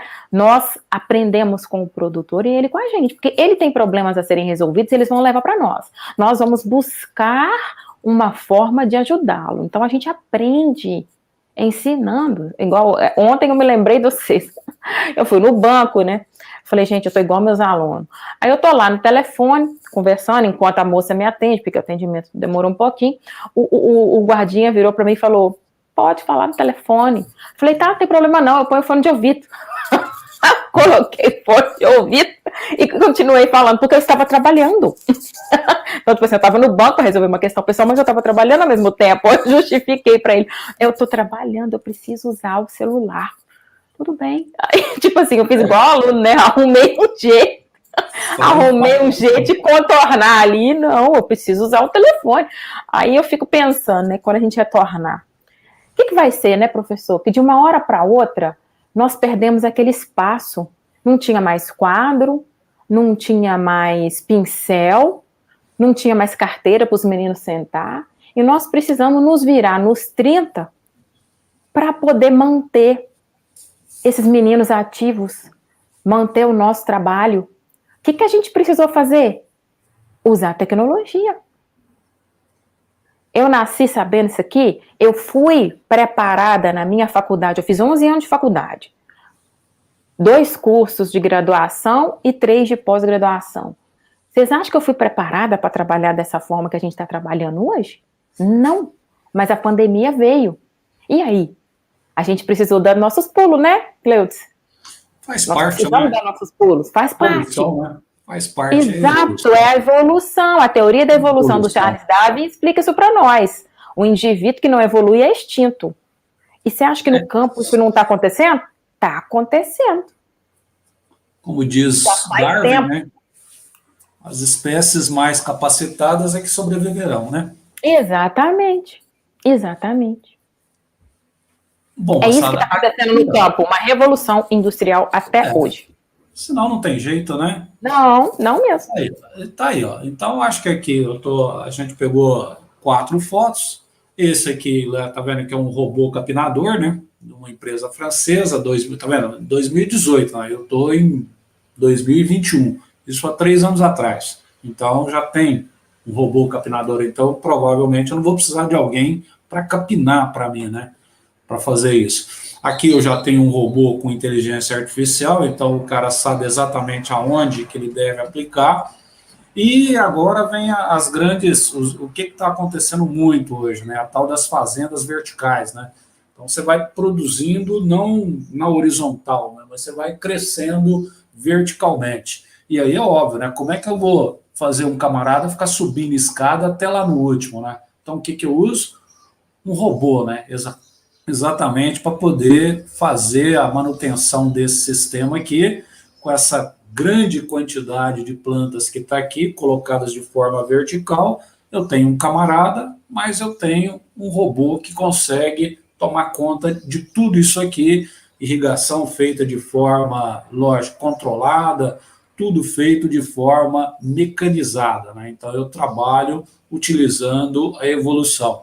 Então, eu não preciso mais de, talvez, usar 10 hectares. Né? Talvez eu precise só de criar alguma coisa que cresça verticalmente para cima e manter a floresta, né? Porque aí eu posso usar a floresta, eu posso usar as cachoeiras como uma forma de turismo. Então, eu junto turismo junto com fazenda. É o que está ocorrendo muito hoje, né? O cara vai na fazenda para passar uma temporada, então, ao mesmo tempo, ele vê como é que se trabalha na fazenda, como é que se dá o desenvolvimento lá, e você ganha dinheiro mostrando para o cara como é que funciona uma fazenda, utilizando o tal do turismo agrícola, né, que aparece aí. Bom, e aqui vem a UNB, né, que é a Universidade de Brasília, mostrando para filhos de pequenos agricultores tecnologia, né? Drone, como é que usa, para que faz, como é que essa coisa entra na agricultura, como é que essa coisa é trabalhada dentro da agricultura. Então, o que quer dizer isso? Que a universidade, o instituto, ele tem que fazer parte da sociedade, né? Ele tem que estar lá, ele tem que estar junto com a sociedade, caminhar junto com essa sociedade, usar o conhecimento a favor da sociedade para que essa sociedade evolua. Bom, nanotecnologia, que a gente fala muito em engenharia, então eu posso usar nanotecnologia através dos hidrogéus, exatamente para manter a umidade de uma planta que acaba de ser colocada, uma muda, para proteção da tal da cera da carnaúba, que você coloca em volta, ou seja, no fruto, para que esse fruto se mantenha mais tempo, você possa exportar isso de uma forma que ele não vai amadurecer muito rápido, dá tempo dele fazer essa movimentação de uma região para outra. Aqui aparece a tal da pecuária 4.0, coisas que a professora Lília acabou. Aqui você tem mata, você tem... Eu vou falar um termo que a professora Lília vai ficar brava comigo, mas eu vou falar isso meio proposital. Aqui você tem capim, aqui você tem boi e aqui você tem árvore, tudo junto. Então, na realidade, para mim, eu não gosto que chame esse trem de capim, mas para mim isso aqui é um capim, mas tudo bem, vou deixá-la discutir o assunto. E aí está lá, ó, o ILPF, ou seja, Integração Lavoura, Pecuária, Floresta, tudo junto. Só não gosto que use o termo capim, não, né, professora? Tudo junto. Não, capim você não pode falar mato. Se você fosse falar mato, eu te falo, que se tivéssemos presencial, eu ia te dar uns beliscão. É o então, seguinte... Tá, é mato, não é capim. Então, capim eu até posso falar, não posso falar é mato. Capim você pode, você não pode falar mato. Para poder te deixar chateada comigo, mas eu usei o termo correto. Foi mal. Usou. Eu muito com pessoas, você acaba pegando o termo correto. Olha, eu sinto muito, mas você aprendeu comigo, tá, colega? Tá vendo? Agora eu nem usei o termo mais que eu usava. Antigamente chamava isso de mato. Eu estou convivendo tanta pessoa, eu estou agora falando, ó, o capim, ó, o boi, a floresta. Não, eu perdi o papo. Ele queria fazer errado, mas ele fez certinho. Então, eu queria falar errado, acabei falando certo. Você me convivendo demais com as pessoas, né? Aí eu trei, velho. Aqui, ó, de novo, aqui, ó, a ideia, tá vendo? Uma colheitadeira do ano 2000 e aqui eu tenho uma colheitadeira de 2016. Já tá meio antiguinha, mas dá para ver. E aqui uma experiência, né, de uma fazenda, uma pequena fazenda de 31 mil hectares, na região ali do Centro-Oeste. O cara fez um teste, então ele usou 15 maquinários de 2002 e 6 maquinários de 2017. E teve a mesma produtividade. Moral da história, companheiro. O que está acontecendo? Antigamente eu precisava de muitas máquinas para fazer um determinado trabalho. Então, com a evolução, eu estou diminuindo o número de máquinas, então eu estou diminuindo o número de operadores, eu estou diminuindo o consumo de combustível, eu estou diminuindo o gasto com manutenção e aí, logicamente, mantendo a mesma produtividade. O que aumentou? E eu acho que isso é a parte mais importante, que eu acho que aí a professora Lília vai fazer os comentários dela. Está aqui, ó. Qualificação profissional, cara. Hoje a agricultura está exigindo pessoas qualificadas. E aí tem um negócio que aconteceu na década de 80, que chegou à conclusão seguinte: não vai mais fazer a queima no canavial. Aonde der, vai fazer a colheita mecanizada. Qual era a discussão naquela época? Cara, o que vai fazer com todo esse pessoal que trabalha no corte da cana-de-açúcar? Teve que pegar esse pessoal, dar qualificação para esse pessoal e esse pessoal ir trabalhar aonde? Na manutenção e para a digeribilidade das máquinas que vai colher a cana-de-açúcar. Então, aquele pessoal que antigamente cortava a cana-de-açúcar, que antes de cortar a cana-de-açúcar, você fazia uma queima, né, dessa cana, exatamente para limpar, o cara ir lá e cortar a cana-de-açúcar. Como agora é proibido fazer a queima, então você tem que fazer uma colheita mecanizada. E aquele pessoal que trabalhava no corte tiveram que se qualificar, que é isso que está acontecendo. Então, nós temos que ter qualificação. Aí alguém vai chegar e perguntar, tá, mas tem muita gente qualificada que está trabalhando em dirigir Uber, está trabalhando em outro local, menos naquilo que ele foi qualificado. Tá, isso está acontecendo, porque o país está passando por uma determinada crise.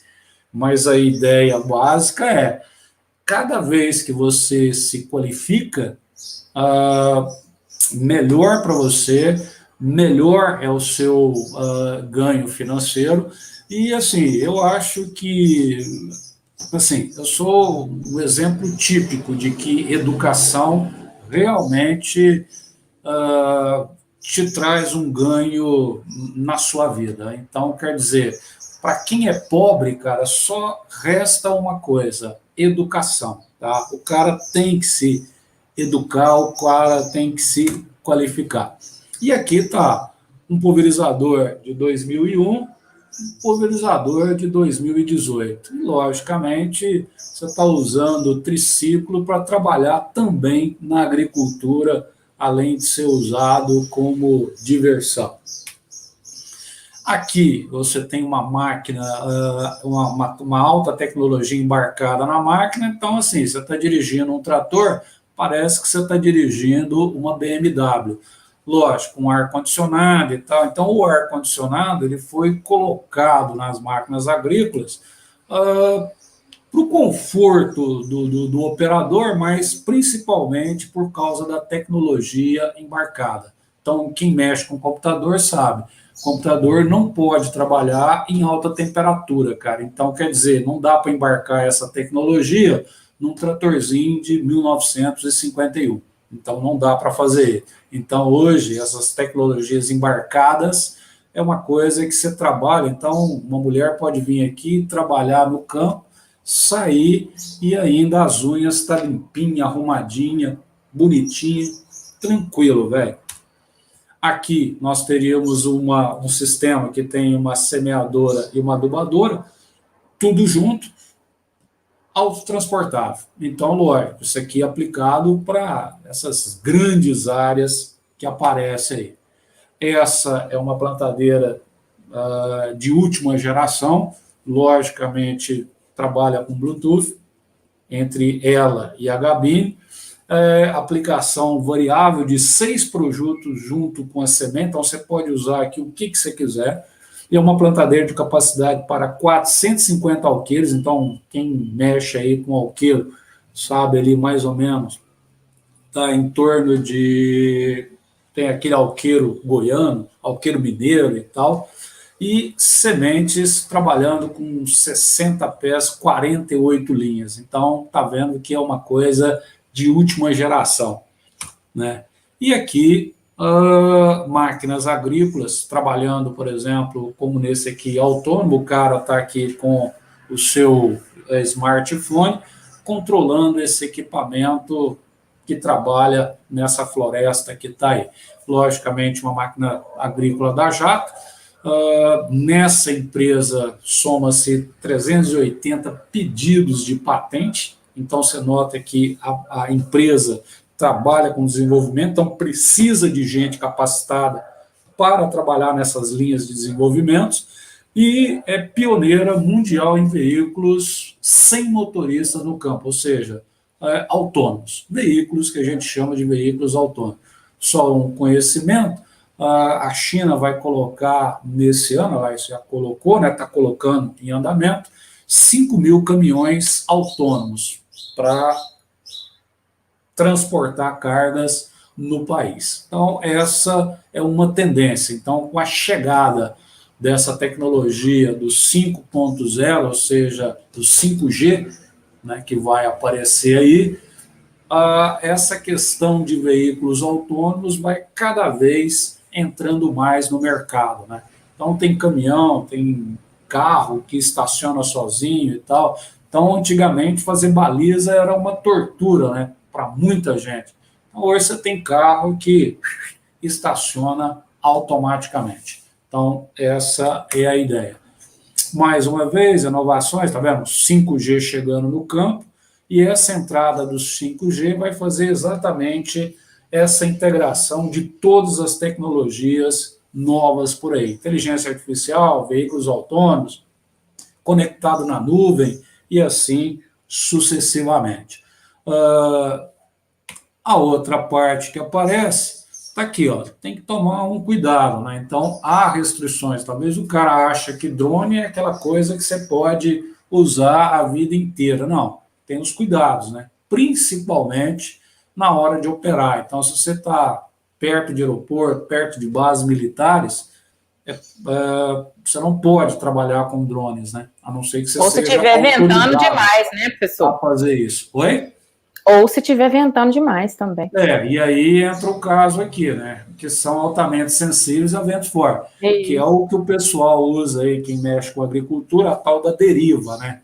Sim. Então você vai fazer, ou seja, você vai fazer uma aplicação com pulverizador, ou você vai usar avião, você tem que tomar o cuidado com a deriva, né? Porque talvez você joga, o vento tá forte, não cai no lugar, vai cair em outro lugar vai cair nas casas. diferente. Né? Então, principalmente em Mato Grosso, que as plantações estão muito próximas da cidade, você tem que tomar muito cuidado com a tal da deriva. Né? E aqui vem o tal das interfaces que aparece, esse NIR que aparece aqui é uma coisa que a gente chama do tal do infravermelho perto, que se usa muito para fazer esses reconhecimentos que aparecem em termos de capacidade de clorofila, capacidade de fotossíntese da planta. Então, vai fazendo-se uma análise que é a chamada análise de foto. Então, você tira uma foto, você tira uma imagem, então você faz a análise dessa imagem, e essa imagem te diz muita coisa. Se precisa ou se não precisa de usar determinado herbicida ou determinado algum fertilizante. Então, essas coisas são utilizadas. Então, a análise de imagem hoje é extremamente aplicada à agricultura, graças a esse software que aparece aqui. E aí, um software tem que estar sempre em interface com outro software. Então, isso é extremamente importante. E aqui uma coisa que a gente fala na física, né? Índices espectrais, ou seja, cores, ou seja, essa questão da cor, isso te influencia no espectro. E cada vez que esse espectro aparece, ele te dá uma mensagem. Então, os espectros das cores te transmite uma mensagem. Você está muito verde, você está meio amarelado, você está na hora da colheita, se não está. Então, você vai fazendo análise de espectros, análise de imagem. Né? E aqui uma coisa nova que está aparecendo, né? Irrigação artificial de luz. Então, ao invés, eu coloco junto ao pivô central, de dia ele joga água e à noite ele joga luz, exatamente para aumentar essa capacidade de produtividade, né? Aí eu não sei se a professora Lira quer fazer um comentáriozinho aqui em cima, eu andei um pouquinho rápido, porque senão eu vou delongando demais, né? Na verdade, nós estamos... no horário, não, professora Lira. Nós estamos no horário, agora, acabamos agora. A questão é a seguinte, né? Eu acho que existem muitas possibilidades da gente trabalhar no campo hoje. O que nós precisamos é nos conscientizar em relação à sustentabilidade dos ecossistemas, a questão da responsabilidade que nós temos frente ao impacto que é a agropecuária, né? Não só a agricultura, mas também a pecuária, podem causar no meio ambiente. Isso é um fato. E nós somos muito taxados aí, negativamente falando, por sermos poluidores. Nós precisamos mostrar que nós já mudamos e estamos trabalhando para mudar cada vez mais. É isso que o professor Cleudes trouxe aqui para nós, né? Como aumentar a produtividade utilizando a tecnologia, de forma que a gente consiga produzir mais em menos tempo, gastando menos área, gastando menos dinheiro, mas sendo sustentáveis, sendo E gastando responsáveis menos água também, né? em relação ao ecossistema. Então, ser sustentável em relação ao ecossistema significa isso, trabalhar de uma forma econômica, trabalhar de uma forma socialmente justa, ambientalmente correta, ou seja, não poluir o meio ambiente, preservar o solo. O Aguinaldo lembrou muito bem aqui da questão da vida biológica do solo, da questão da microbiologia do solo, da questão da matéria orgânica do solo, de prevenir erosão, como eu trouxe o exemplo aqui da degradação das áreas de pastagem. Então, a gente precisa ter essa consciência. Educação, como o professor está dizendo aí, né? A agricultura moderna, ela é baseada em educação, em treinamento de pessoal, em pesquisa. Eu ainda coloco a mais aí, professor, pesquisa aplicada, que é aquela pesquisa voltada mesmo para o campo, né? Produzida para o campo. Não somente para dizer que nós estamos produzindo um drone de altíssima tecnologia que vai ser usado lá na Lua. Não, nós precisamos trabalhar com isso aqui, dentro do nosso quintal, né? Pode continuar. E a ideia básica, né, professora Leila? Antigamente, talvez se eu falasse para você que eu ia fazer um prédio para criar porco, alguém ia me bater, né? E me amarrar na cadeira pensando que eu estava doido, né? Hoje é uma realidade. Fazendo, né? Então, assim, está evoluindo, né? Tudo está evoluindo, né? Tudo está evoluindo. Então, a evolução está de maneira geral. Está evoluindo na educação, está evoluindo na agricultura, está evoluindo na indústria, está evoluindo no comportamento. Assim, eu não sei se eu posso dizer que está evoluindo o comportamento da sociedade, né? Isso eu acho que é uma discussão para outra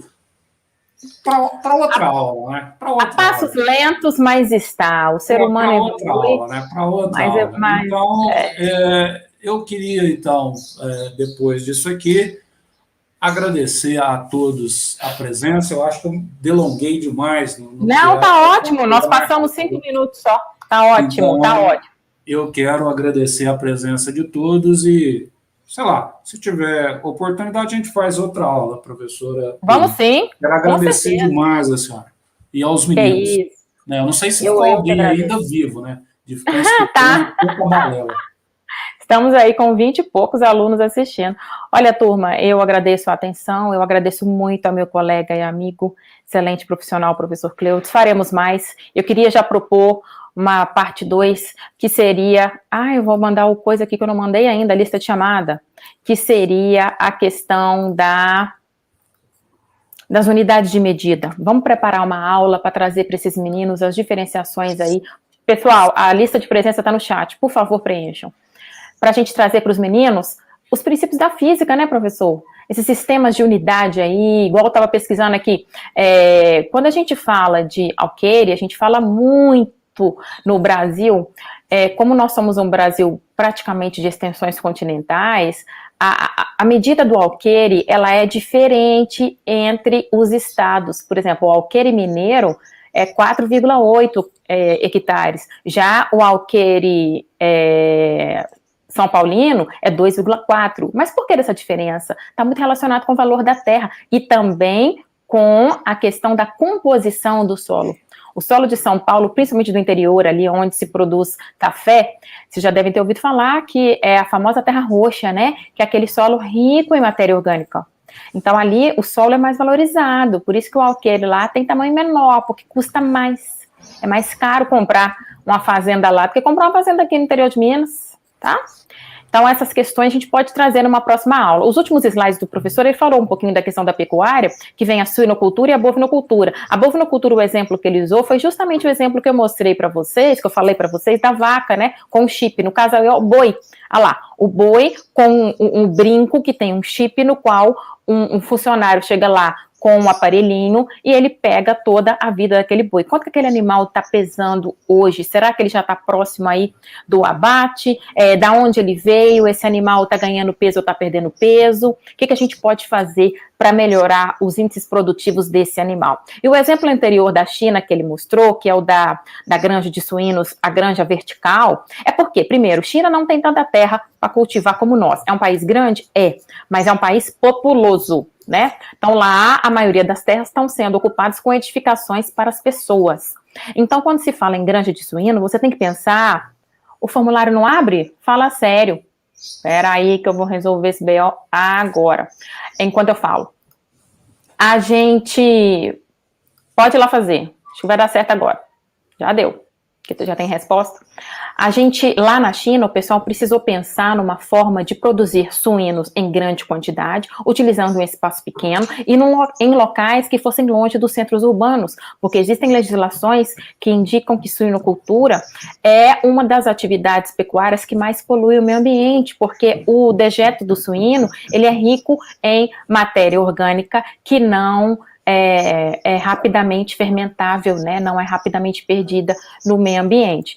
Não, vocês vão ter que conseguir, porque você já tem aqui um monte de resposta, tá funcionando o coisinha assim. Use o seu e-mail institucional que dá certo, tá? Caroline e Lucas.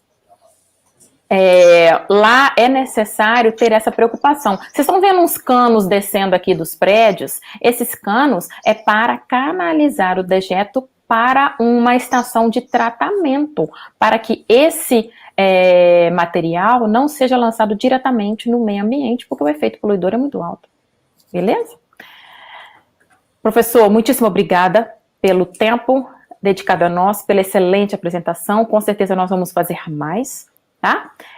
Você é meu parceiro desde que eu cheguei no campus Ituiutaba e eu sou muito grata por ter você como integrante aí do nosso grupo de estudos, do nosso grupo de pesquisa. E obrigada demais pelo conhecimento enorme compartilhado conosco. Turma, obrigada. Fiquem com Deus, boa aula. Não quero atrasar o lanchinho de vocês, não, né? Que vocês têm outra aula daqui a pouquinho, 9h30. Vão lá lanchar e vão para a aula direitinho, hein, turma? Preencham a lista de presença, por favor. Então tá certo. Vou encerrar a transmissão. Obrigada. Eu que agradeço, Lívia.